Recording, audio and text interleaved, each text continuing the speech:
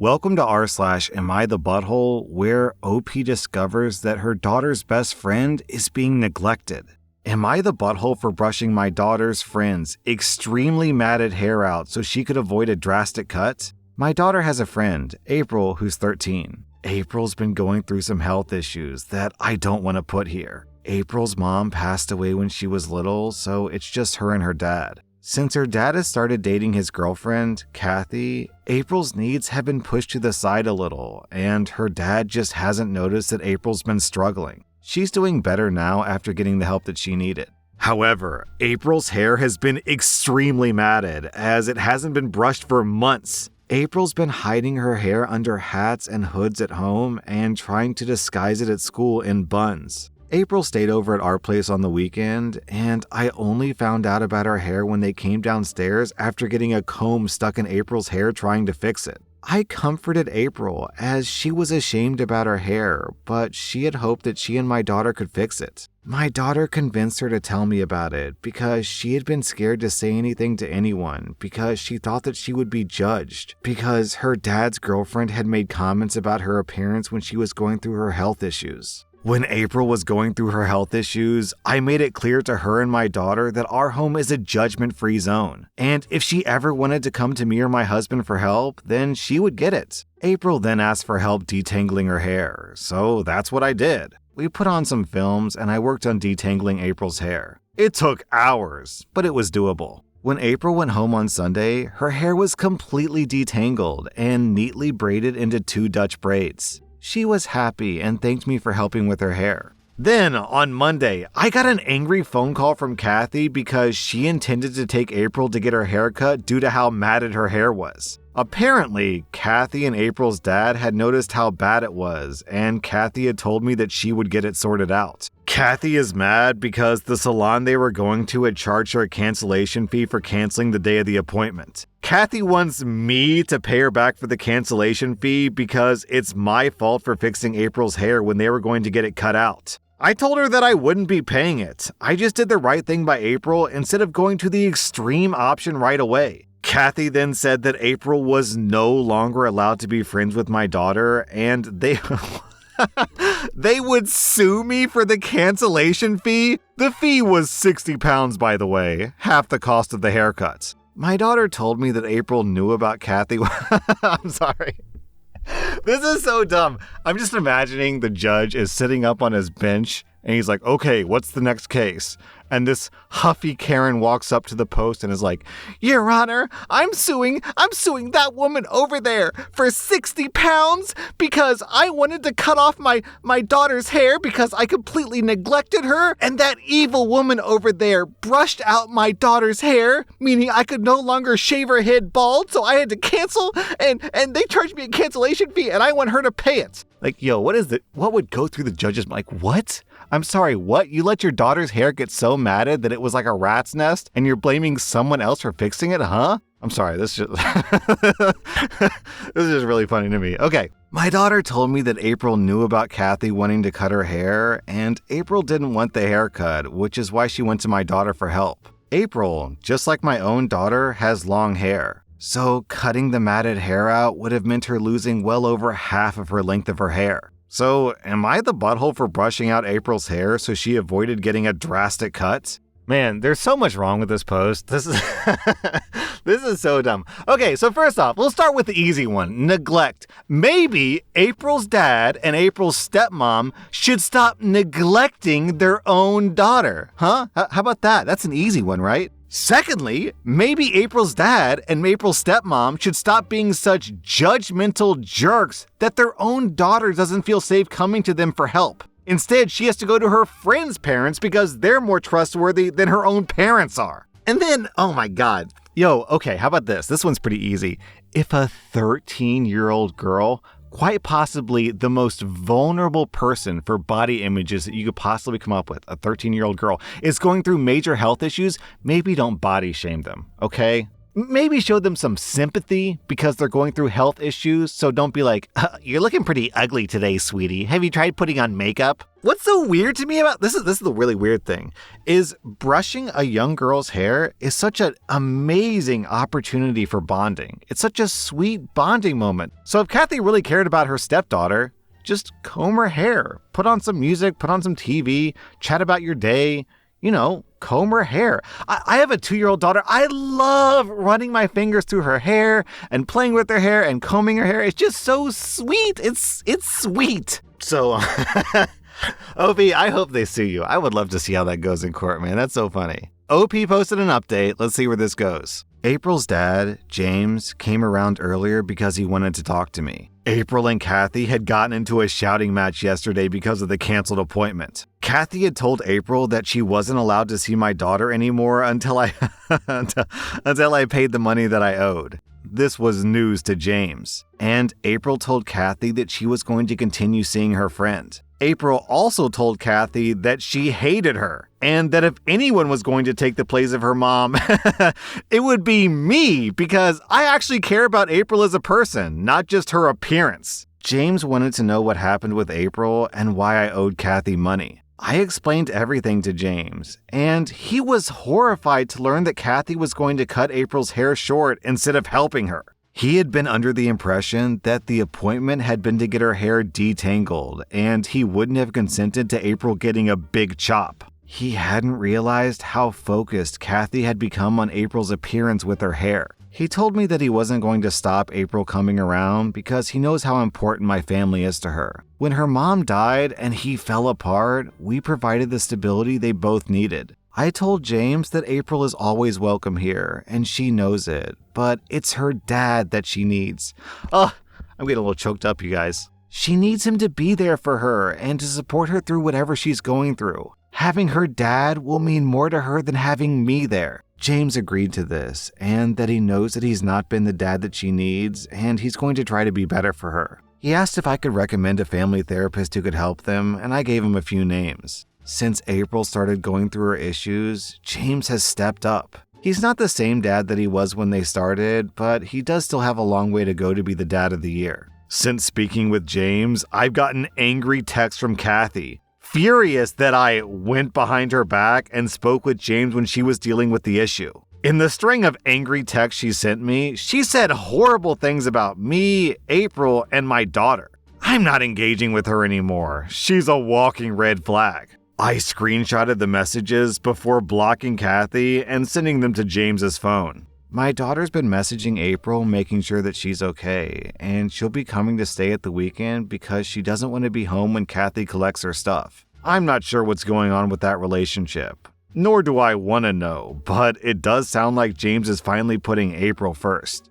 Okay, it looks like we have a mostly happy ending here. OP, you get an easy peasy 0 out of 5 buttholes. Kathy gets 2.5 out of 5 buttholes. And even though James is trying to turn over a new leaf, I can't really overlook the neglect and the fact that he let his girlfriend bully his daughter, so I'm giving him 2 out of 5 buttholes. Hopefully, after he works on his relationship with his daughter, he can knock it down to 0 out of 5 buttholes. Am I the butthole for not passing on an heirloom to my daughter-in-law? I'm a 48-year-old woman, and my oldest child is 22. He's been with his fiancée, the daughter-in-law in this story, since they were 20, and he wants to marry her. I had always liked her. She's a smart girl, she fits in well with the family, she's driven, and she makes my son happy. Everything was all roses, until they got engaged. Now, since I was little, I was fascinated with jewelry. When I was older and married and had my own income, I started to collect rings. I used to design rings myself. I would design them myself and save up my disposable income towards whatever ring I wanted.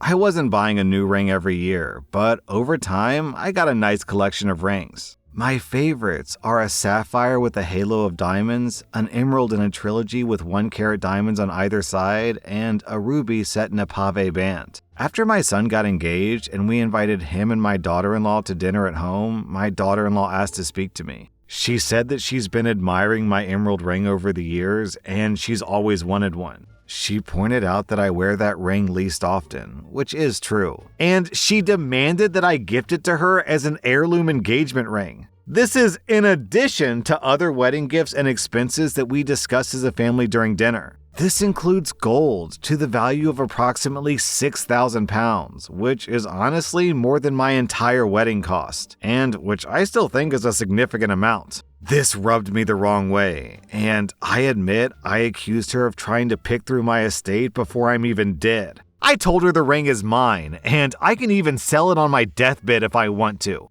She has no right to expect it, and she's being a rude brat by demanding it. She yelled at me that something like this can't just be sold. It should be an heirloom, and it's normal for heirlooms to be passed on while the wearer is still alive. I told her to leave if she's just in my home to demand my property, and she stormed out, taking my son with her. Now she's mad at me, and my son says that I should have just passed the ring to her since I have others, and it would be a nice gesture to welcome her to the family. He says that it's no different than his sister occasionally borrowing some of my pieces. My husband and my daughter are on my side, but this is the first time my son has shut me out like this, so am I the butthole? Okay, down in the comments, everyone is saying not the butthole, and for the most part, I agree. It is your ring, so you can do what you want with it, and if you don't want to give it to her, then, that's your choice. However, just like the escalation of this story makes me feel like something is missing. Because, yeah, it was presumptuous and entitled of the daughter-in-law to ask OP for the ring, but it's not like insanely outlandish. It's not like she was asking OP to hand over her house or something. If I were in OP's shoes and they asked me that question, I would understand the logic behind it because, some people like the idea of having an heirloom and I've got this ring, so it does kind of make sense. But what's so weird about this story is OP immediately jumped to accusing her of being a gold digger. What did she say? She said that she accused the daughter-in-law of trying to pick through the estate before I'm even dead, which is a huge escalation. So I feel like I'm missing the story here. I feel like there's some animosity here, or I don't understand why OP is so defensive. Because the normal reaction would be to say, oh, no, I don't want to do that. This is my ring and I don't want to give it away as an heirloom. Not, I can't believe you would suggest that. Are you trying to steal from me? I'm not even dead yet, sweetie. Hold your horses before you start gold digging. Whoa. Okay, calm down. What's going on here? So, I guess I'll say that the daughter-in-law gets 1 out of 5 buttholes for being presumptuous and entitled, but I don't know if I can give OP 0 out of 5 buttholes because I feel like something's missing here. Her reaction was just too harsh, too extreme, too quickly, so I don't know, something's going on here. Why the drama? Also, I think there might be some possible cultural misunderstandings here because OP mentioned pounds as money, so that would imply they're in the UK. But they said that they gave gold as a wedding gift, and I think Indians give gold as wedding gifts really, really commonly. And in the comments, she said that she's Muslim, and she mentioned giving this thing called a tola. I don't know what a tola is. A tola is a traditional ancient Indian and South Asian unit of mass. So she's giving a certain amount of tolas of gold. So I have to wonder if maybe there's some multicultural conflict here where the daughter-in-law has some cultural assumptions that OP doesn't also have. So I don't know. Am I off the mark here, guys? I just feel like the story doesn't quite add up. Am I the butthole for refusing to make my half-sister look better on her wedding day by showing up?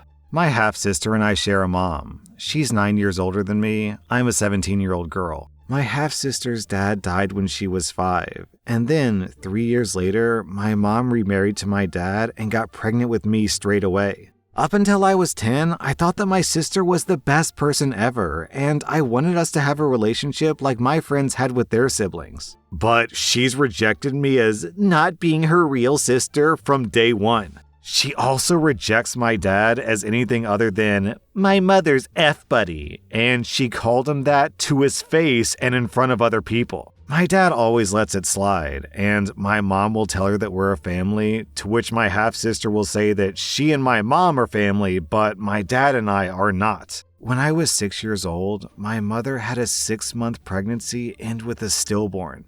She had my grandma come over to watch my half-sister and me while she was in the hospital, and we were told something happened to our brother. I was really upset because I'd been so excited and I wanted comfort from my half-sister. She told me to grow the F up and to stay away from her. She also told me that it was a shame the same thing didn't happen when Mom was expecting me. Grandma was horrified and told her that she would regret saying that, but my half-sister told her that she wouldn't regret saying that about someone that she didn't love. The breaking point was that Christmas when I was 10. She decided to stay with a different family member for Christmas, but did show up to our grandparents for Christmas Day celebrations. I was excited to see her, and I thought the fact that she showed up meant that she might like me now. But after I tried talking to her, she turned on me and said that she didn't give an F about me or my life, and she didn't want me to know anything about her life. She called me pathetic and asked why would she care about someone like me. She told me that if she could turn back time, she would have begged my mom to have an abortion with me because I was disgusting. I think this is when I hit the point where I was like, you know what? Fine. Over the last 7 years, I've seen her maybe 3 times. She avoids being wherever I'm gonna be, and she's made it clear to Mom that if Mom wants to see her, Dad and I are not welcome and we are not invited into her life. Except now she's getting married, and she invited me and she wants me at the wedding because apparently people are asking questions. Mom was so happy when my half-sister told me that she really wanted me there. My mom was so eager to tell me. My half-sister even showed up to invite me personally, but I told her that I won't go. She explained that she needed me and why, and I told her that I'm not going to make her look better by showing up. I said she wants me dead, and I don't want her in my life, so it's as simple as that. Mom cried, saying that we're siblings, and I told my mom that I lost my only sibling when my brother was stillborn. That he would have been my only sibling, because my half-sister sure as shit wasn't a sibling for me. She made it clear many times over that she didn't want to be my sister. My half-sister and my mom both feel like I'm really in the wrong. Am I the butthole? Okay, I was shocked reading this story. At first I was like, okay, sibling rivalry, bullying even, but is your sister an actual clinical psychopath? Is there something wrong with her brain? Does she not have empathy? What is wrong with her? I've got 2 half-brothers. I'm not super close to them because they're like 10 years older than me, so we didn't grow up together, but they're nice people. They're fine. We're friendly with each other whenever we meet. Where did all this hatred and animosity come from? And then she's gonna bully you for your entire life, tell you that she wishes you were dead, and then turn around and expect you to do her a favor. Give me a break. OP, I'm giving you 0 out of 5 buttholes. I'm giving your sister 3.5 out of 5 buttholes. I'm also giving your mom 3.5 out of 5 buttholes because the fact that she allowed your sister to bully you like this for your entire life is awful. It's basically child abuse. That was rSlash Am I the Butthole, and if you like this content, check out my podcast where I publish the exact same episodes. Also, hit that subscribe button because I put out new Reddit videos every single day.